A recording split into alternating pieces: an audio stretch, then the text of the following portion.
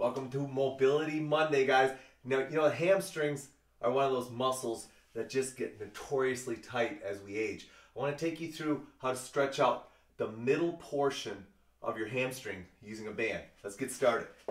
So what you're going to do is, first and foremost, you want to make sure that opposite foot has something to firmly press against so that you're not compensating through this opposite side. I'll show you how that happens as we get going here. So I'm going to put that left foot here, and I'm going to go after stretching my right side. Now, I can go ahead and place the band over the arch of my foot and feel very confident that it's not going to slide off because I'm comfortable stretching. I know how to keep tension on the band while I'm going through the stretching. However, if you're not that confident, I want you to go ahead, wrap it around one time, and lock it in. That way you know the band will stay securely on your foot.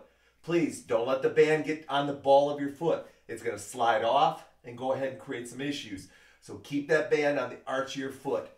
Now, multiple ways to go ahead and grasp the band. You could just simply reach up, grasp it, and start going through the stretching of that middle hamstring by just going in this fashion. Another way I like to do it is I like to put it behind my neck like that and reach up inside. And now what I can do is take myself through the stretching in that way, in that direction, or in that fashion. So a couple of different ways to go ahead and set up the band for a middle hamstring stretch. Now I'm going to lock my left foot down onto the floor so that stays tight. I don't want this left knee popping up as I'm stretching here, because then what I'm doing is I'm allowing my left hip flexor quad to compensate for a tight hamstring. Instead, I want that left foot tight there. I'm going to reach up inside. Most of you are going to be down here in this position. If you're really tight, you're not going to be able to put it behind your head because you're going to be stretching out here as you go through it.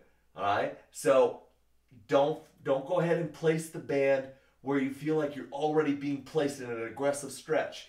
Start where you're comfortable. You may have to grasp the band just like this and just start stretching and mobilizing that. But ultimately, as things start to loosen up, you want to go ahead and bring your foot up higher and make sure that you're really stretching through an aggressive position. Always feel like you can let the leg relax and warm up. And I like to just do this where I just let the leg shake out a little bit. And then I'm going to come back up and go after it aggressively again. The other thing is I'm trying to think about pushing with my heel. So as I press, I'm pressing by pushing my heel towards the ceiling instead of pointing my toe. So some subtleties that you want to make sure that you feel. Now, what are you going to feel while you do this? Well, you're going to feel some burning behind the back of the knee. What that is the tendon structures, the nerve tissues that innervate the tendons are starting to get lengthened out. They're going to give you a little bit of a burning sensation. Nothing to be concerned with as long as when you take the stretch off, the burning goes away. You're going to feel it stretching into your calf. All right, because as you press with your heel, the toe is coming down, so you're lengthening out your calf. The other thing you're going to feel, because it's in your calf, you're going to feel some nerve tension symptoms. So as you press, you're stretching the nerve tissue as well. So as a result of that, you might feel some stretching down in through your calf. It's all good as long as you stretch and you back off and all of that goes away. So here's the way I typically go ahead and do it. I'll start out and I'll just let my leg warm up and I'll go through an easy stretch where I feel minimal tension, just subtle tension. I'll go ahead and work through that, maybe 8 to 10 repetitions, let it shake out again, and now I'm going to go ahead and pull my knee closer to my chest, and I'm going to start trying to press my foot over top of my head. So now I might not be able to completely lock out when I'm doing this because now I'm stretching more lower down into my hamstring, not allowing my knee to lock out, but I'm getting a lower hamstring. Shake it out again, come back up, go back to where I originally started, and you should see that it's starting to mobilize and loosen up.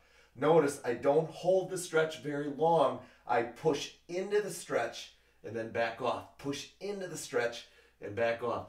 Try to let my head relax down onto the ground. If you need a pillow or some kind of support here, feel free to put something back there to support you. So there you go, guys.